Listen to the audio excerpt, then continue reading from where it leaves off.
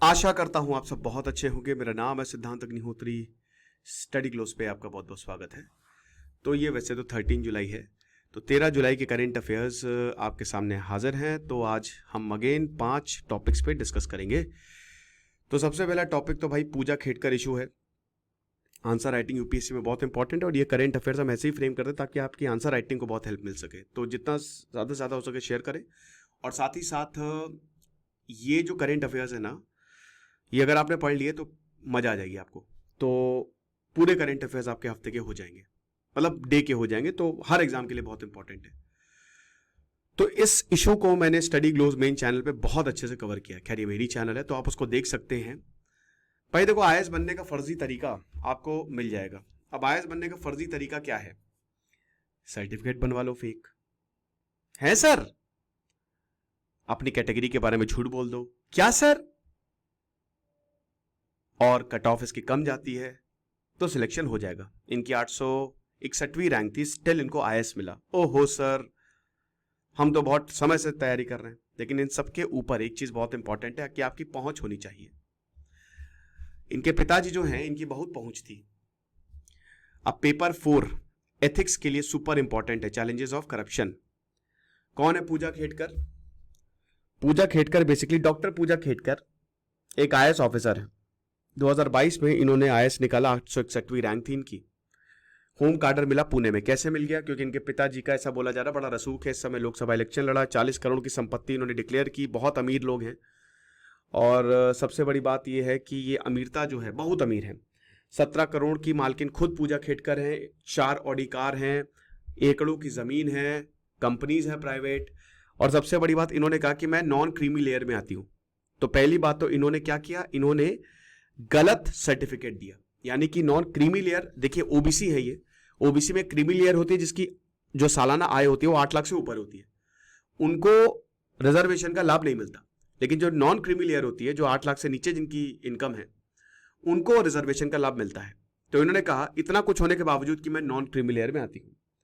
दूसरा, इन्होंने बोला कि मेरा जो मेंटल इलनेस है मुझे, और मेरी दृष्टि जो है वो सही नहीं है। यानी कि मेंटल मतलब एक तरीके से पीडब्ल्यूडी, फिजिकल डिसेबिलिटी का कोटा। फिजिकल डिसेबिलिटी में कट ऑफ 40-50 नंबर जाती है, बहुत कम। इसीलिए इनकी 800 इतनी पीछे रैंक थी, 850 के करीब रैंक थी, बट इनको आईएएस मिला। क्योंकि भाई आप उस कोटे से आ रहे हो ना, तो लबासना गई है। अब उसके बाद क्या हुआ कि जब आप फिजिकल डिसेबिलिटी डिक्लेयर करते हो ना, तो आपको जाना पड़ता है, हॉस्पिटल बुलाता है आपको। इनको 6 बार हॉस्पिटल ने बुलाया। इनको जून में 3 बार एम्स ने बुलाया, 1 बार सफदरजंग ने बुलाया, और फिर जुलाई अगस्त में 2 बार, यानी कि टोटल 6 बार इनको हॉस्पिटल ने बुलाया कि आप आओ अपनी फिजिकल इलनेस का टेस्ट करवाओ। एमआरआई के लिए बोला, इन्होंने मना कर दिया कि मैं एमआरआई नहीं करवाऊंगा। फिर उसके बाद इन्होंने एक प्राइवेट क्लिनिक से सर्टिफिकेट लेकर जमा किया, और उसके बाद इन्होंने कहा कि ये देख लीजिए मेरा सर्टिफिकेट है और मैं फिजिकल डिसेबिलिटी के पैरामीटर पे बिल्कुल खरी उतरी हूं। अब उसके बाद क्या हुआ कि ये मामला चला गया, क्योंकि भाई अब ये यूपीएससी के जो पैरामीटर्स उसमें खरी उतरी नहीं, इन्होंने फिजिकल डिसेबिलिटी टेस्ट करवाया नहीं, तो चला गया कैट, ठीक है, सेंट्रल एडमिनिस्ट्रेटिव ट्रिब्यूनल। तो वहां पे केस चला और इनके ऊपर यूपीएससी ने रोक लगा दी कि इनके जो अपॉइंटमेंट इसको हम खारिज करते हैं। लेकिन उसके बाद पता नहीं, आश्चर्यचकित करने वाला मामला, कि एकदम से यूपीएससी जागा और बोला कि नहीं नहीं सर्टिफिकेट सही है। अब आप समझ ही सकते होंगे कि यूपीएससी ऐसी संस्था अगर ऐसा कर रही है तो दाल में कुछ काला है। लेकिन यूपीएससी में हर कोई नहीं, शायद कोई 1-2 ऐसे होंगे जो माइट बी पॉसिबल, पहुंच होगी इनकी, बट ऐसा हुआ। और उसके बाद वी डोंट नो कि ये कैसे हो, इसकी जांच होनी चाहिए। इनको मिल गया आईएएस कार्डर। अब आईएएस मिला, मतलब लबासना में इनकी ट्रेनिंग हुई, उसके बाद ये आई।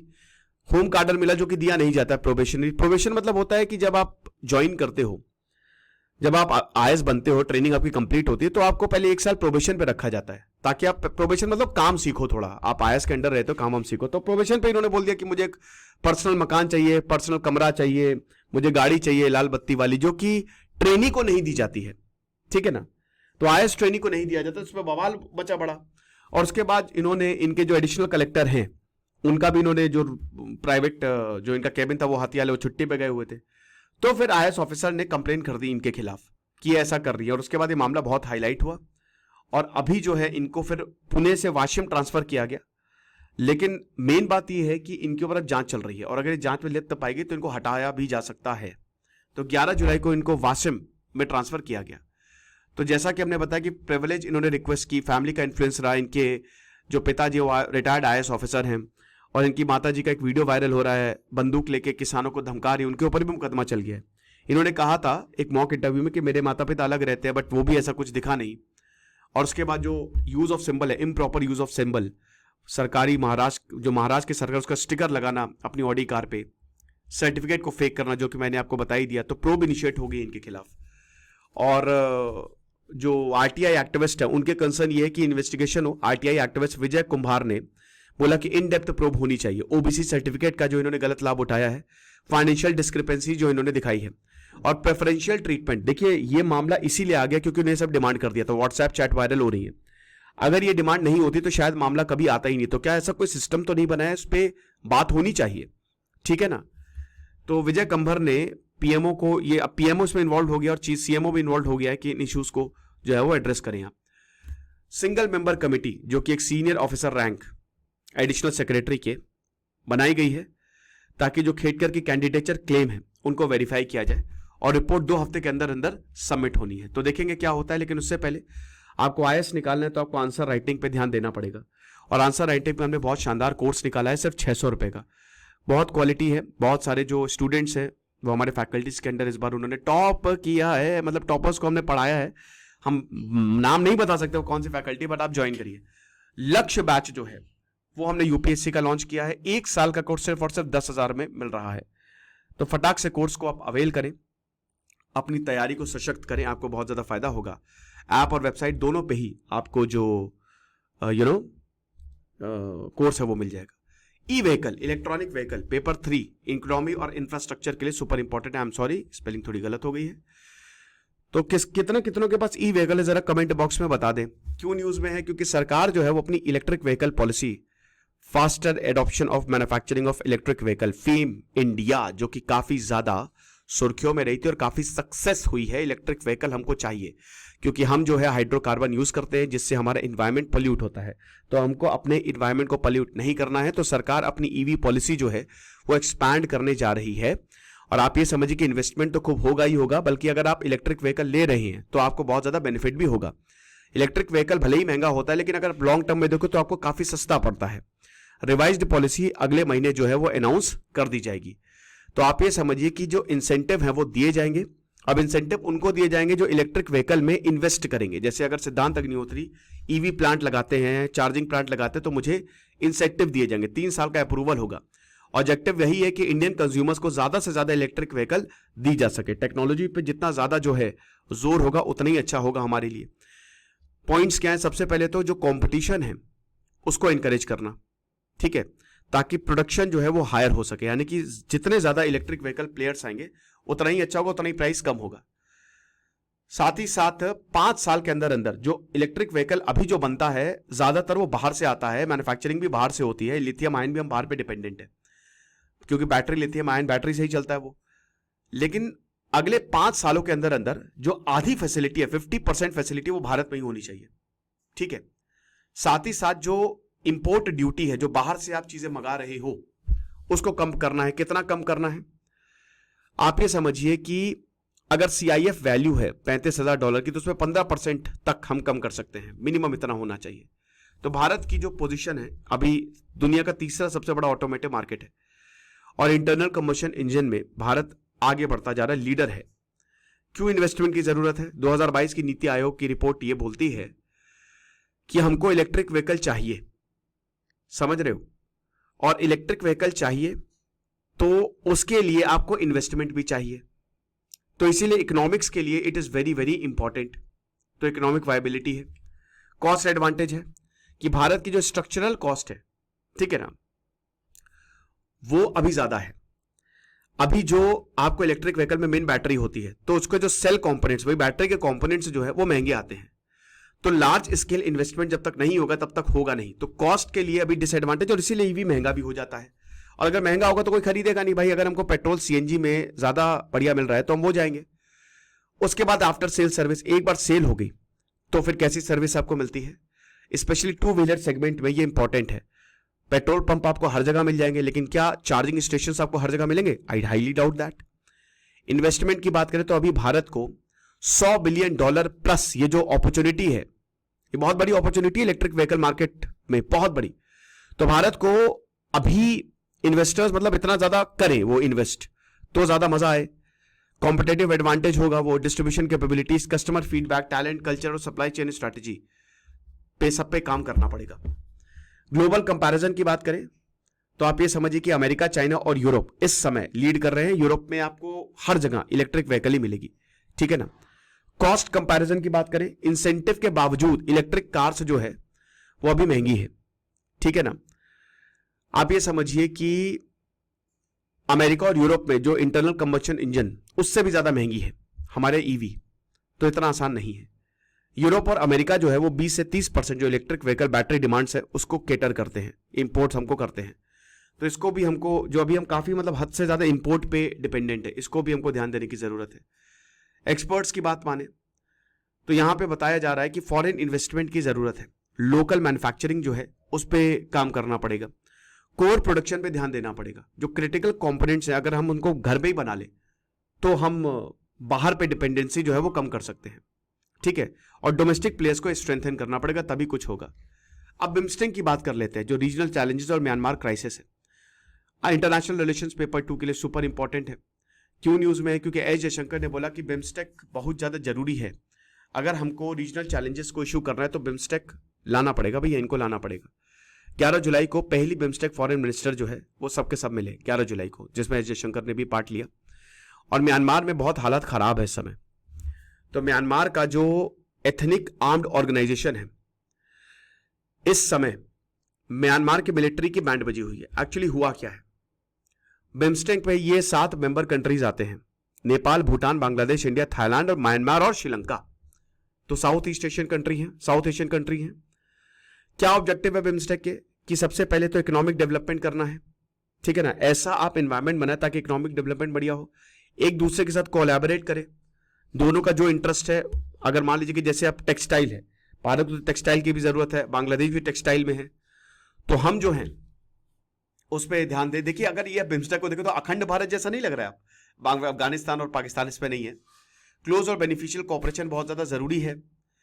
Poverty, bay of Bengal region में पॉवर्टी को हटाना है और मल्टी डायमेंशनल कनेक्टिविटी जो है वो होनी चाहिए। मतलब इन सबसे जो है आप ट्रेन चला दो, प्लेन चला दो, शिप चला दो, एक कनेक्टिविटी होना चाहिए। वैसे ट्रेन बन सकती है आसान से, जो थाईलैंड तक चली जाएगी।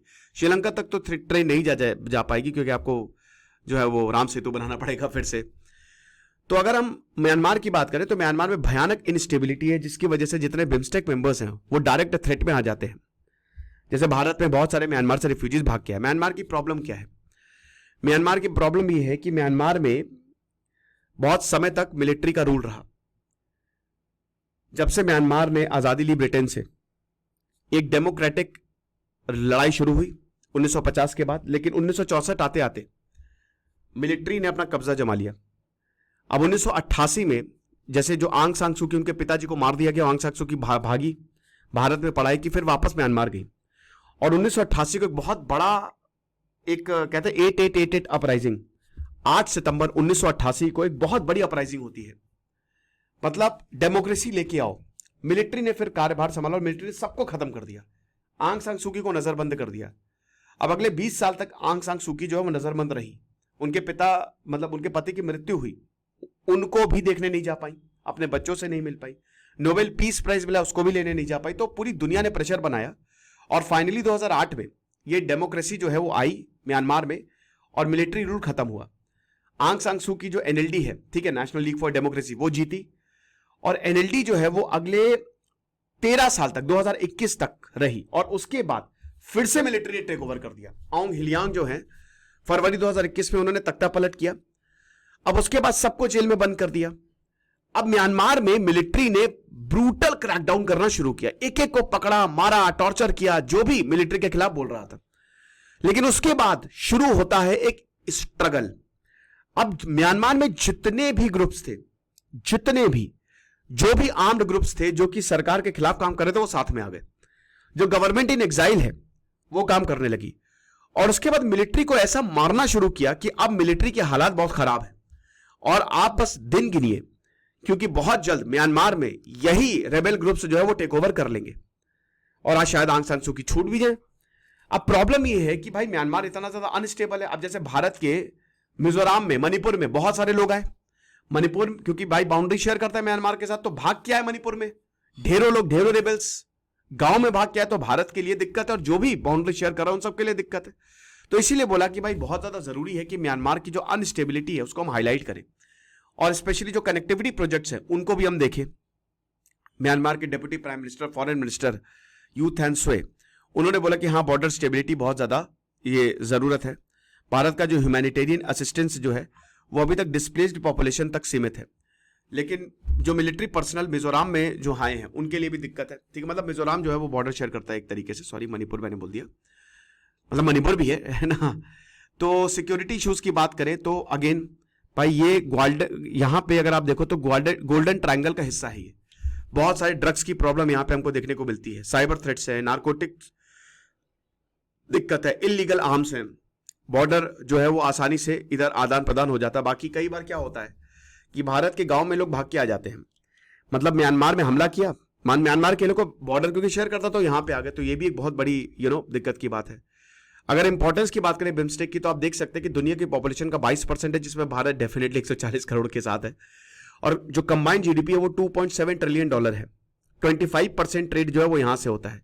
6 फोकस एरिया है, trade, technology, energy, transport, tourism और फिशरीज। पहली समिट जो है वो थाईलैंड में हुई थी, अभी श्रीलंका में ये समिट हुई है, राइट। तो ये हमको देखने को मिला 1997 में बैंकॉक डिक्लेरेशन के थ्रू ये बना था। तो ये चीज है। तो इसमें जितने भी फॉरेन मिनिस्टर थे, थाईलैंड, म्यांमार, भूटान और बांग्लादेश, म्यांमार के हालात बहुत खराब है तो वो डेफिनेटली मदद मांग रहा है। नेपाल के फॉरेन मिनिस्टर और श्रीलंका के फॉरेन मिनिस्टर जो है उन्होंने इसको अटेंड नहीं किया, बोला कि पॉलिटिकल कमिटमेंट्स है, मुझे घर में जो है वो चीजें देखनी है, हमारी बीवी बीमार है ऐसा मजाक कर रहा हूँ। नेपाल श्रीलंका जो है उनमें सीनियर ऑफिशियल्स थे। अब बात करते हैं पिच ब्लैक एक्सरसाइज, क्या नाम है, पिच ब्लैक एक्सरसाइज 2024 पेपर 2 के लिए सुपर इंपॉर्टेंट है। एयरफोर्स, इंडियन एयरफोर्स ऑस्ट्रेलिया में चला गया है। ऑस्ट्रेलिया में क्योंकि ब्रिटिश का राज था तो रॉयल ऑस्ट्रेलियन एयरफोर्स नाम है ऑस्ट्रेलिया की एयरफोर्स का। डार्विन ऑस्ट्रेलिया में बेस है। तो पिच ब्लैक एक्सरसाइज 2024 में इंडियन एयरफोर्स और ऑस्ट्रेलिया की एयरफोर्स पार्टिसिपेट करेगी। क्वाड का भी हिस्सा आपको पता ही है, जापान, इंडिया, ऑस्ट्रेलिया और भारत।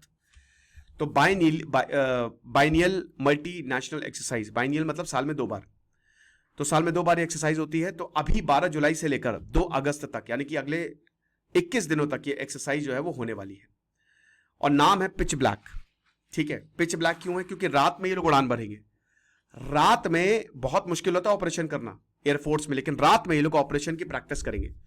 कहां पे? अनपॉपुलेटेड एरिया। ऐसा थोड़ी ना है कि भैया उठा के सिडनी में उड़ा दिया इन्होंने, सिडनी में प्रैक्टिस कर दी क्योंकि पॉपुलेटेड है, नहीं, अनपॉपुलेटेड एरिया में। पिछले 43 सालों का जो इतिहास रहा है उसमें सबसे बड़ी एक्सरसाइज है ये। 20 देश इसमें हिस्सा लेंगे, 140 एयरक्राफ्ट और 4400 मिलिट्री पर्सनल जो है वो आएंगे। इंडियन एयरफोर्स का जो कॉन्टिजेंट है आपको बता दूं कि 150 हाईली स्किल्ड पर्सनल, जिसमें पायलट्स, इंजीनियर्स, टेक्नीशियंस, कंट्रोलर्स और बाकी एक्सपर्ट्स इसमें हिस्सा लेंगे।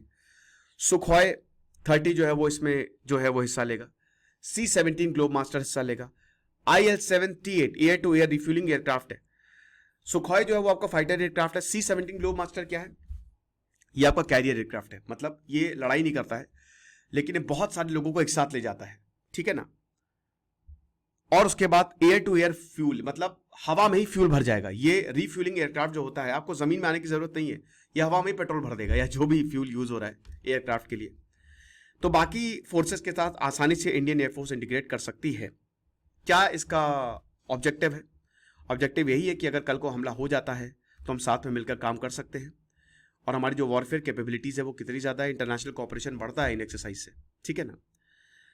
जो हमारा एडवांस्ड एयरक्राफ्ट है F-35, F-22, F-18, F-15, Gripen, typhoon, इन सब के साथ जो है, मतलब हमारा नहीं, हमारा तो एयरक्राफ्ट सुखोई है, लेकिन F-35, F-22, F-18 ये सब एडवांस एयरक्राफ्ट है जो बाकी सबके पास है।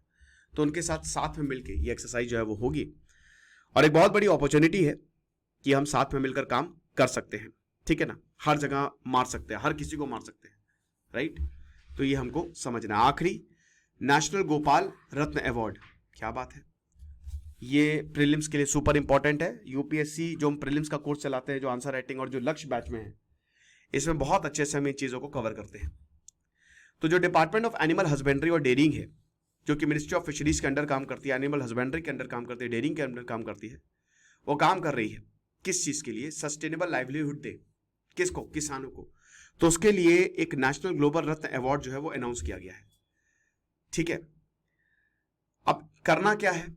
करना यह है कि जो इसमें बहुत बढ़िया काम कर रहे हैं उनको ये अवार्ड दिया जाएगा। भारत की जो गाय है, जो बोविन ब्रीड्स है, समझिए कि भारत में जो नेशनल इकोनॉमी है उसमें बहुत बड़ा कंट्रीब्यूशन हमारी गौ माता का, क्योंकि इससे मिल्क प्रोडक्ट्स बनते हैं। हमारा जो व्हाइट रेवोल्यूशन हुआ, हम अगर मिल्क और मिल्क प्रोडक्ट्स की बात करें तो भारत सबसे ज्यादा प्रोड्यूस करता है। मजा आ गई। तो 1946 में सरदार वल्लभ भाई पटेल की हेल्प से व्हाइट रेवोल्यूशन हुआ था, अमूल बना। अमूल क्या है? कोऑपरेटिव सोसाइटी है, कोई ओन नहीं करता है। जितने भी जिनके इंटरेस्ट है, जो बढ़िया काम कर रहे हैं, जिनके पास मिल्क या दूध से बनाने वाली चीजों का, मतलब ये इनका सारी चीजें हैं तो वो सब साथ में आते हैं। तो राष्ट्रीय गोकुल मिशन के अंडर जो है ये लॉन्च हो रहा है। 2014 में इसको लॉन्च किया गया था। अवार्ड की कैटेगरी क्या है भाई? देखिए, डिपार्टमेंट नेशनल गोपाल रत्न जो है वो एनुअली अवार्ड करता है, ठीक है ना। हर साल ये अवार्ड देता है किनको? उन फार्मर्स को जो मिल्क प्रोड्यूस कर रहे हैं, जो डेयरी कोऑपरेटिव सोसाइटी है, ठीक है ना, आर्टिफिशियल इंसेमिनेशन टेक्नीशियंस हैं, इन सबको देता है, ताकि अवार्ड मिलने से आपको कॉन्फिडेंस और ज्यादा बढ़ता है। तो अभी best dairy farmer rearing indigenous cattle buffalo breeds को दिया जाएगा, यानी कि वो किसान जिन्होंने बफेलो ब्रीड्स या जो हमारे मवेशी हैं उनकी बहुत बढ़िया तरीके से रियरिंग की। अब रियरिंग अच्छी करोगे तो मिल्क बढ़िया मिलेगा, दूध बढ़िया मिलेगा, दूध से बने हुए प्रोडक्ट अच्छे मिलेंगे। आर्टिफिशियल इंसेमिनेशन टेक्नीशियन, ठीक है ना, कि आर्टिफिशियली, जैसे इसमें अगर गाय है तो सांड की जरूरत नहीं है, आर्टिफिशियली हम प्रेग्नेंट कर सकते हैं। तो ये इंसेमिनेशन टेक्नीशियन जो है इनको डिप्लॉय किया जाता है, मतलब रखा जाता है, ताकि जो हमारी गौ माता है, क्योंकि जब वो प्रेग्नेंट होंगी तभी वो दूध देंगी, तो इस कैटेगरी में भी अवार्ड मिलेगा। फिर उसके बाद सबसे शानदार बेस्ट डेयरी कोऑपरेटिव सोसाइटी कौन सी है? अब तो बहुत सारी कोऑपरेटिव सोसाइटी आ गई है ना। अमूल हो गया, ज्ञान हो गया, many are there. Milk producer company सबसे बेस्ट कौन सी है? डेयरी फार्मर प्रोड्यूसर ऑर्गेनाइजेशन, ये कौन सी है? तो बेसिकली डेयरी सेक्टर में ये अवार्ड जो है वो हर साल दिया जाता है। 2021 से दिया जा रहा है, पिछले 3 सालों से दिया जा रहा है, मतलब ये चौथा है एक तरीके से। 2021 में पहली बार 22, 23, 24, ठीक है। नॉर्थ ईस्टर्न रीजन को स्पेशल अवार्ड जो है वो दिया गया, क्योंकि डेयरी डेवलपमेंट में कमाल का काम रहा है इनका। तो पहली रैंक को क्या मिलेगा? एक तो सर्टिफिकेट, मोमेंटो यानी कि ट्रॉफी जैसा, और 5 लाख रुपए मिलेंगे। सेकंड रैंक को 3 लाख रुपए मिलेगा, अगेन सर्टिफिकेट ऑफ मेरिट और मोमेंटो। तीसरे रैंक को सर्टिफिकेट ऑफ मेरिट, मोमेंटो और 2 लाख रुपए दिए जाएंगे। और उसके बाद नॉर्थ ईस्टर्न रीजन को स्पेशल अवार्ड दिया जाएगा, 2 लाख रुपए और एक सर्टिफिकेट ऑफ मेरिट और मोमेंटो। तो जितने भी नॉर्थ ईस्टर्न स्टेट्स हैं वो इसमें पार्ट लेंगे। ओके, तो ये चीज है। आर्टिफिशियल इंसेमिनेशन टेक्नीशियन को कैश प्राइज नहीं मिलेगा, बट सर्टिफिकेशन और मोमेंटो मिलेगा। तो ये बहुत अच्छी बात होती है कि अवार्ड से ऐसे इंकरेज होते हैं कि हम इसमें और काम करें। बाकी आप हमारे कोर्स को जरूर अवेल करिएगा। यूपीएससी आंसर राइटिंग का शानदार कोर्स है, और लक्ष्य बैच को आप जरूर ज्वाइन करिए। Thank you so much.